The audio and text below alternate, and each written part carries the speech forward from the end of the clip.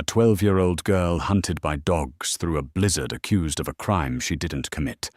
To survive, she vanished into the freezing wilderness, burying herself inside a rotting tree. They thought the winter claimed her. They were wrong. By spring, the hunted orphan returned, not to beg, but to rule. The winter of 1893 did not just arrive in the logging town of Pine Creek, Pennsylvania. It descended like a falling guillotine. The panic of the economic depression had already hollowed out the town, leaving the streets filled with desperate men and starving families. But inside the towering gaslit walls of the Covington estate, the brutal cold was nothing more than an excuse to burn more coal and host lavish, roaring parties. 12-year-old Abigail Lawson knew the warmth of those fires only from a distance. Orphaned at 7, when a cholera outbreak took her parents, she had been swallowed by the town's unforgiving labor system, eventually sold into indentured servitude at the Covington house as a scullery maid. Her days were a blur of lye soap-blistered hands and the cruel, sharp-tongued demands of the estate's matriarch, Beatrice Covington. Beatrice was a woman who wore her immense wealth like armor, her fingers weighed down by rings that cost more than a logger's lifetime wages. But the true danger in the house was not Beatrice. It was her 19-year-old son, Artie. Artie had a penchant for back-alley card games in the neighboring city, a habit he funded by quietly pawning his mother's lesser-known silver.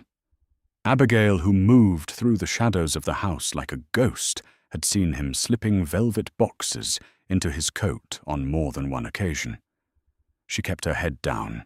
In a town like Pine Creek, the word of a wealthy heir was gospel, and the word of an orphan girl was dirt. The catastrophe struck on the evening of the winter solstice gala. The temperature outside had plummeted to 10 degrees below zero, the windows rattling against a howling northern wind. Inside the grand ballroom was a swirl of silk and champagne. Abigail was in the kitchens, furiously scrubbing copper pots when the music abruptly stopped. A piercing shriek echoed down the marble hallways. Beatrice Covington's prized possession, the ocean's heart, an obscenely large sapphire necklace brought over from Europe, was missing from her dressing room. Within minutes, the local law enforcement led by Sheriff Dempsey was summoned. The house was locked down.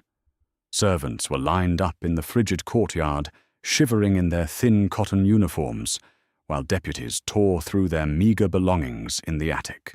Abigail stood trembling, her bare hands shoved deep into her apron pockets, praying the ordeal would end quickly so she could return to the warmth of the kitchen stoves. Then Artie emerged from the servants' quarters. He wasn't looking at the sheriff. He was looking directly at Abigail. A slow, poisonous smirk played on his lips. In his gloved hand, he held the empty blue velvet box that had housed the sapphire. "I found it," Artie announced, his voice carrying over the whistling wind, "shoved under the mattress of the little scullery rat." Abigail's heart stopped. The courtyard went dead silent. Beatrice stepped forward, her face twisted in a mask of aristocratic rage. She didn't ask for an explanation. She simply struck Abigail across the face with the back of her jeweled hand, the impact sending the frail girl sprawling into the snow. "Thief!" Beatrice spat. "You ungrateful, filthy little thief. Sheriff, take her to the state reformatory in Downton, and tell the warden I want her in the deep cells." Downton Reformatory wasn't just a prison for children, it was a death sentence. Rumors of the stone-walled institution whispered of starvation, freezing cells, and guards who beat children for crying. Abigail tasted copper in her mouth. She looked up at Sheriff Dempsey, who was unhooking the heavy iron cuffs from his belt, his eyes devoid of any pity. She looked at Artie, who was slipping back into the warmth of the house, his gambling debts completely erased by his mother's stolen necklace. Instinct, raw and primal, took over. As Dempsey reached down to grab her collar, Abigail threw a fistful of loose, icy snow directly into his eyes. The sheriff roared, stumbling backward and dropping the cuffs. Without a second thought, Abigail scrambled to her feet and bolted. "Catch her!" Beatrice screamed. "Release the hounds!" Abigail didn't run toward the town. The streets were illuminated, and the townsfolk would eagerly hand her over for a reward. Instead, she sprinted toward the tree line, the dark, jagged maw of the Appalachian wilderness. The snow was already calf-deep, her thin leather boots offering almost no traction or warmth. Behind her, she heard the terrifying, deep-throated baying of the Covington Estate's hunting mastiffs. The blizzard struck with full force just as she breached the forest edge. The wind roared through the pines, a deafening cacophony that masked the sounds of her pursuers, but also disoriented her completely. The temperature was dropping by the minute. She pushed deeper into the woods, her lungs burning, her legs turning to lead. She knew the hounds hunted by scent, so she forced herself toward the treacherous, half-frozen waters of Miller's Creek. Plunging into the icy water was like being stabbed with 1,000 needles. The shock stole her breath, but she waded upstream for agonizing minutes, the freezing water rising past her knees, soaking her wool skirt.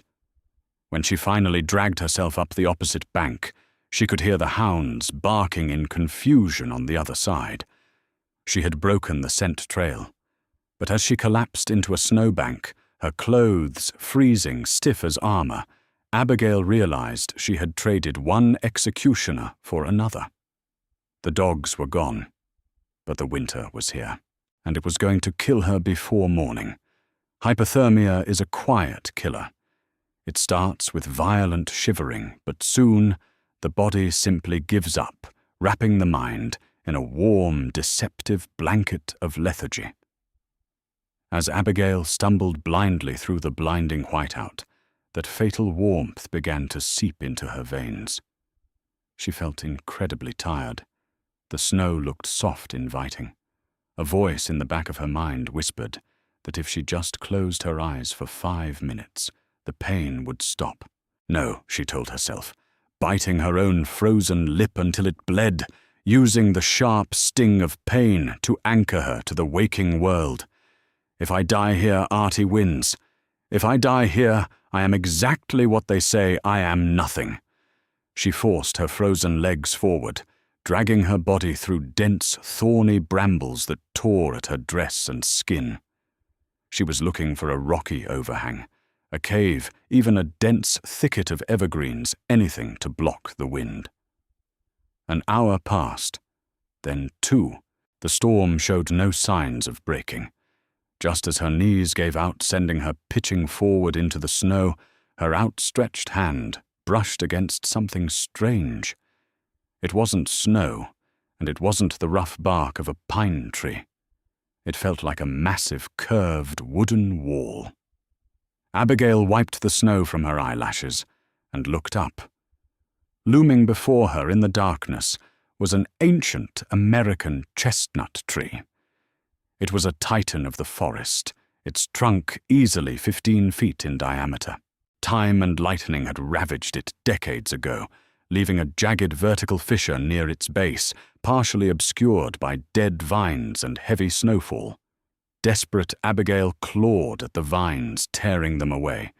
The fissure was just wide enough for a grown man to squeeze through. Abigail slipped inside.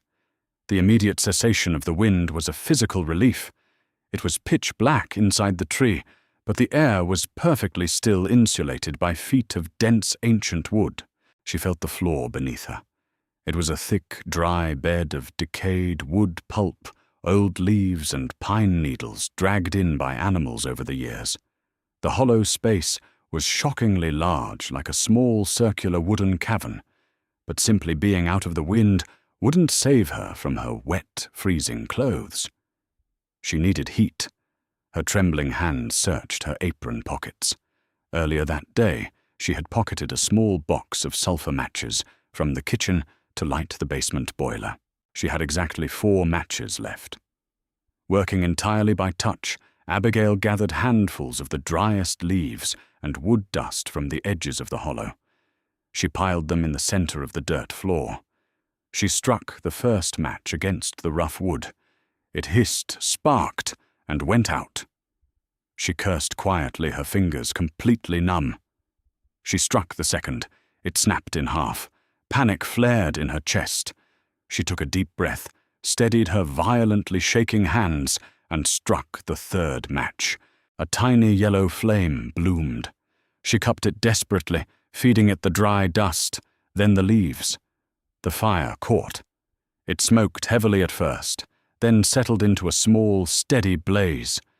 The heat was agonizing as it hit her frost-bitten skin, but it was life.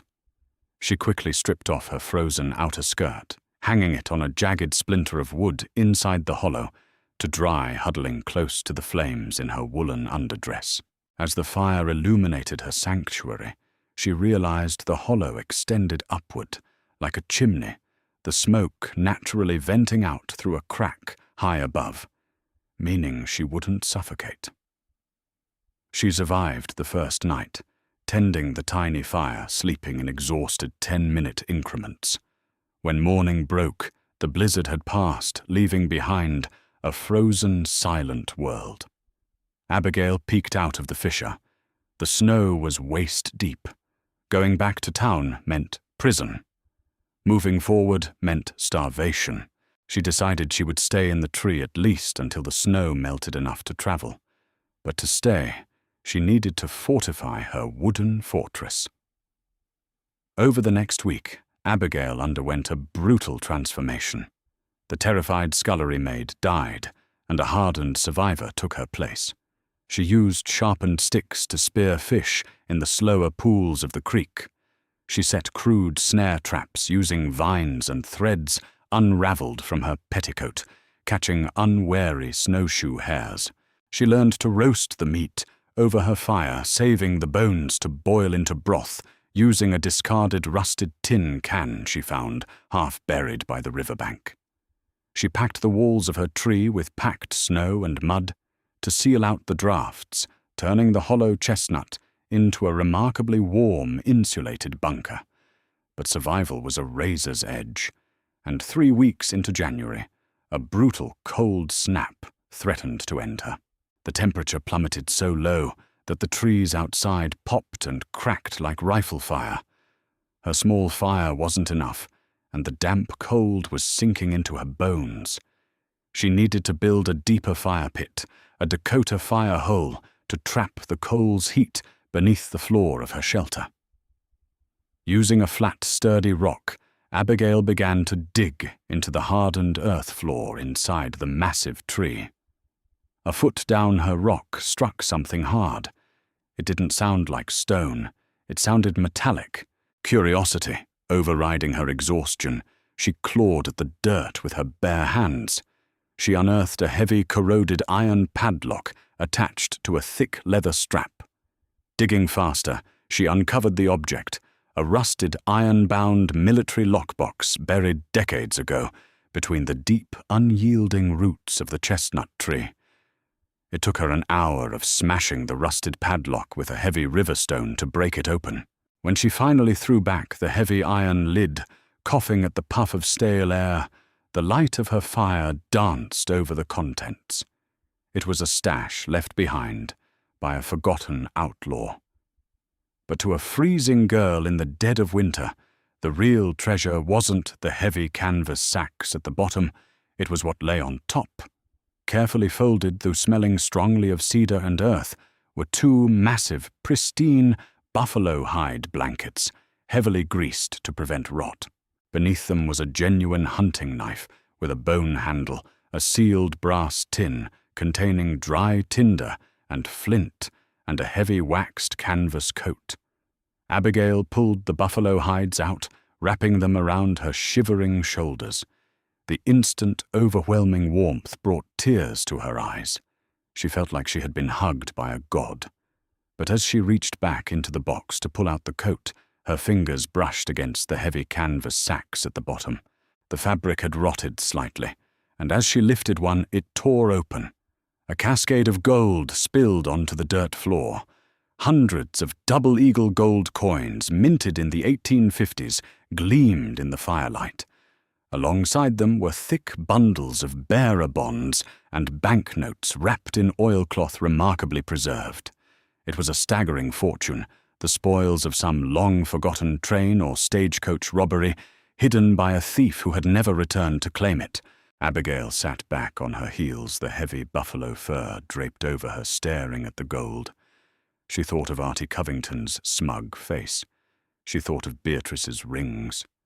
She thought of the cold stone walls of Downton Reformatory, where they had tried to send her to die. A slow, dangerous smile spread across her dirt-smudged face. They had called her a thief for a necklace she didn't steal. But now she possessed wealth that would make the Covingtons look like paupers.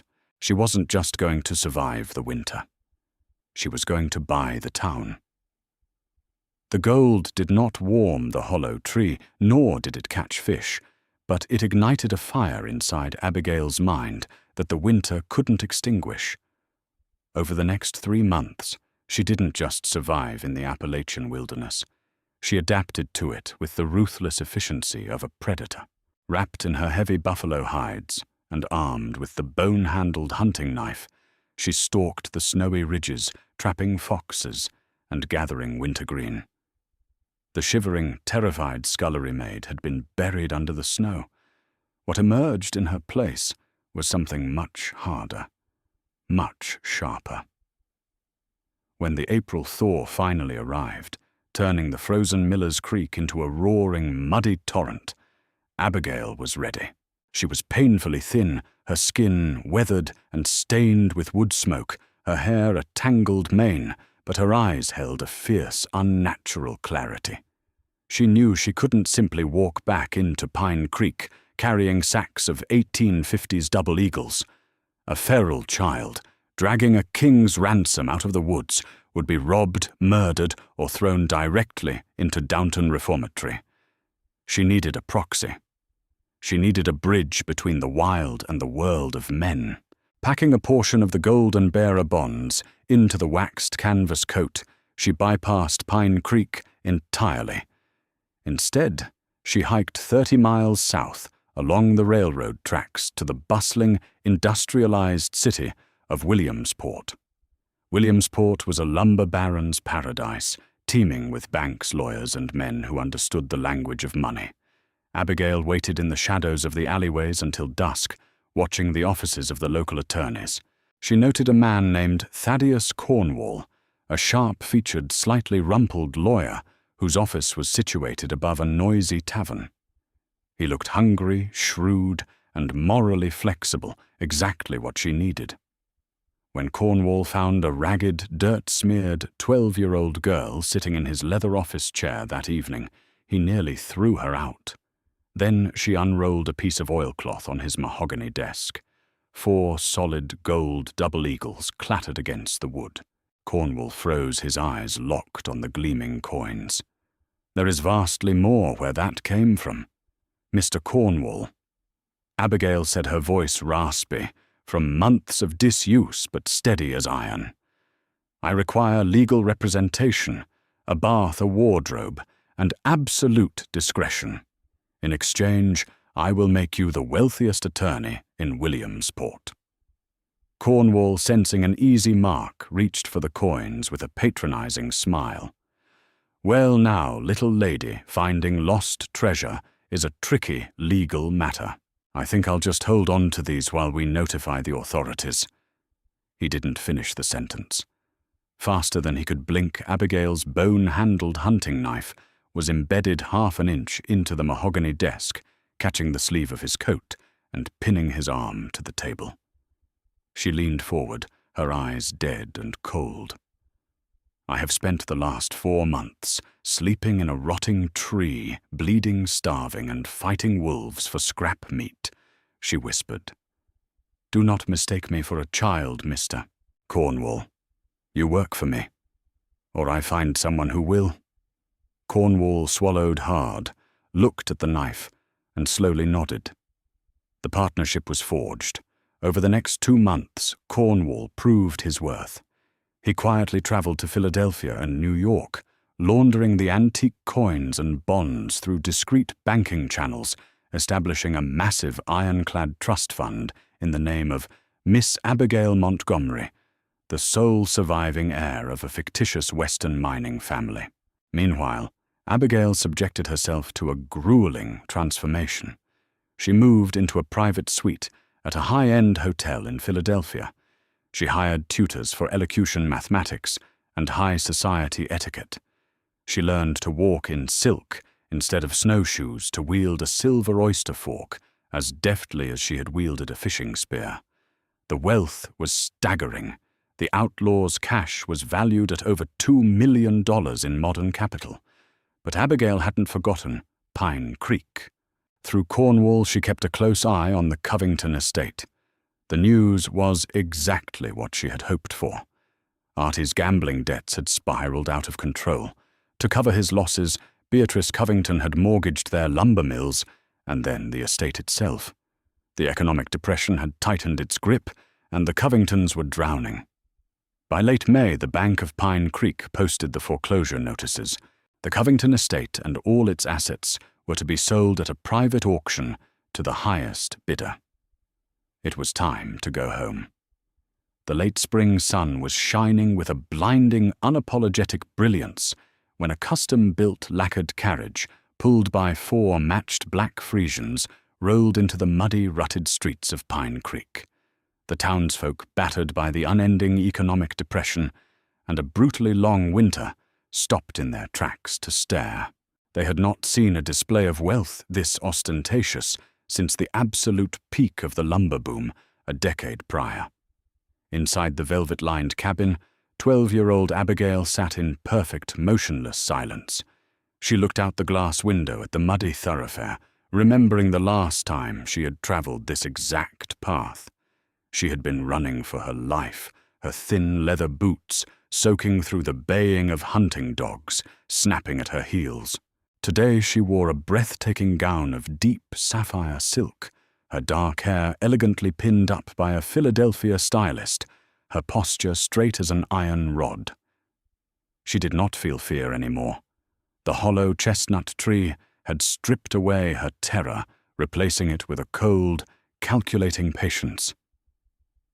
The carriage did not stop at the town square or the local inn. It rolled directly through the towering wrought-iron gates of the Covington estate, the gravel crunching beneath its heavy iron-rimmed wheels. Inside the grand oak-paneled library of the estate, the atmosphere was suffocatingly tense.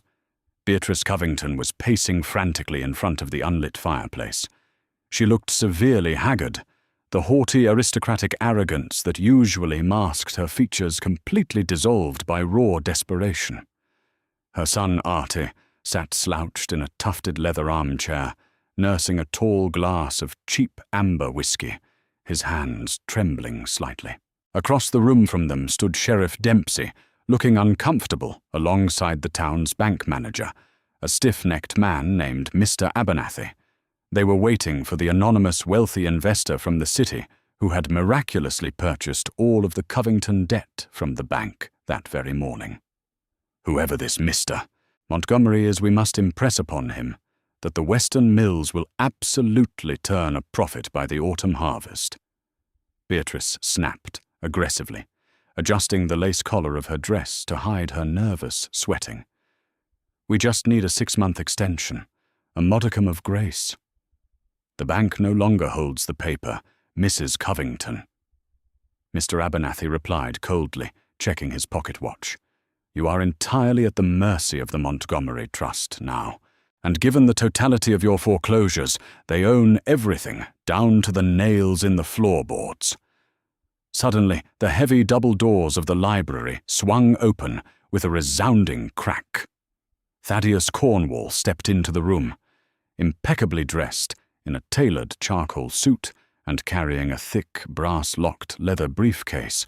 The lawyer radiated absolute authority. Mr. Montgomery could not make the arduous journey from the coast, Cornwall announced smoothly, his voice commanding the immediate attention of everyone in the room. He stepped aside, holding the door open.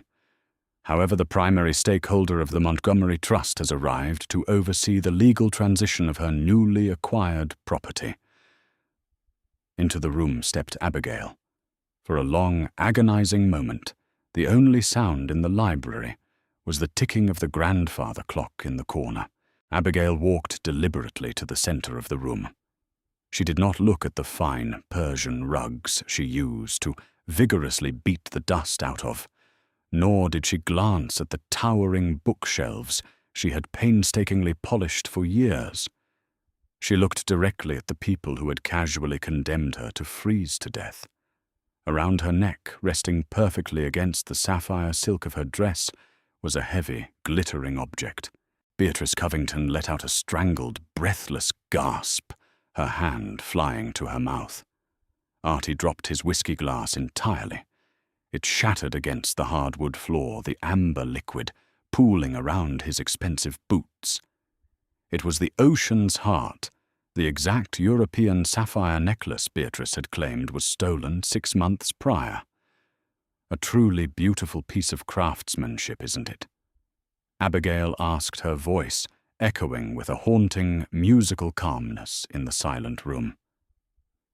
Mr. Cornwall procured it from a rather shady back-alley pawnbroker in Philadelphia named Elias Cobb, a pawnbroker who, for a very modest fee, was exceptionally happy to provide the written ledger showing exactly who sold the necklace to him on the 22nd of December. Cornwall stepped forward, opened his briefcase, and tossed a thick, leather-bound ledger onto the mahogany coffee table. It landed with a heavy, definitive thud. Sheriff Dempsey stared at the ledger, his jaw slightly open, and then turned his gaze slowly toward Artie. The young heir had turned the color of wet ash, sinking deeper into his chair, as if trying to physically disappear. Abigail, Beatrice finally whispered, her voice trembling so violently she could barely form the syllables. It is completely impossible. The hounds lost your scent at the creek. You died in the woods during the blizzard. I learned how to live in the woods, Abigail corrected, softly, her eyes locking onto the matriarch. You taught me how to freeze, Mrs. Covington. You taught me how to starve. The forest just taught me how to bite back. She turned her attention to the bank manager, who was staring at her with a mixture of awe and sheer terror. Mr. Abernathy, are the property deeds fully transferred? Yes, Miss Montgomery, the banker stammered hurriedly, pulling off his spectacles. The estate, the surrounding timber mills, the vast acreage. Legally, they all belong to you as of 9 o'clock this morning. Abigail stepped closer to Artie. The young man shrank back, genuinely terrified of the cold, dead, utterly unforgiving look in the 12-year-old girl's eyes. Sheriff Dempsey, Abigail said, never breaking eye contact with the shivering young man. It appears we have a confessed, documented thief in the room, and considering he willfully falsified a severe crime to have an innocent child sent to a brutal state penitentiary, I expect you to arrest Artie Covington immediately. Unless, of course, you would like me to purchase the town's police precinct next, and have you permanently replaced by sunset. Dempsey, a man who survived by recognizing exactly which way the political and financial winds were blowing, did not hesitate. He stepped forward, unhooked the heavy iron cuffs from his belt, and hauled Artie forcefully out of his chair. "Let's go, boy." The sheriff grunted completely, ignoring Artie's pathetic sobbing protests as he locked the steel around his wrists. Beatrice lunged forward, tears ruining her powdered face, her aristocratic pride entirely broken. "You cannot do this. Please, I beg of you. This is my home. You are nothing but a filthy, worthless scullery maid." Abigail's expression remained perfectly smooth, like a mask of carved marble. She looked down at the weeping woman who had backhanded her into the snow. "This is no longer your home, Beatrice," Abigail said, her voice dropping to a chilling, razor-sharp whisper. but I am not entirely without mercy. My kitchen staff is currently under-resourced. There is a massive pile of copper pots down in the scullery that require immediate scrubbing. You will be provided with a harsh bar of lye soap, a thin cotton dress, and a drafty cot in the attic. You start your shift in exactly 5 minutes, or you can join your imprisoned son out in the cold. Beatrice collapsed entirely to her knees, burying her face in her hands, sobbing uncontrollably onto the rug she now no longer owned. Abigail stepped smoothly around the weeping woman, walking over to the massive hearth. Though it was unlit, she remembered the warmth it used to provide the masters of the house while she froze in the cellars. The terrified orphan who had run blindly into the blizzard was gone forever, buried beneath the snows of the past. Abigail Lawson had died in the freezing hollow of an ancient American chestnut tree.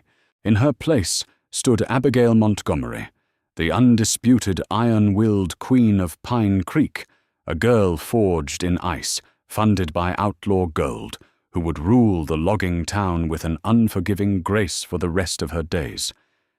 If you loved this incredible tale of survival, betrayal, and ultimate justice, make sure to smash that like button, hit subscribe, and ring the notification bell so you never miss another thrilling, true-to-life story on our channel. Have you ever faced an impossible situation and come out stronger? Share your own survival stories in the comments below. We love reading them. Thanks for watching, and we'll see you in the next adventure.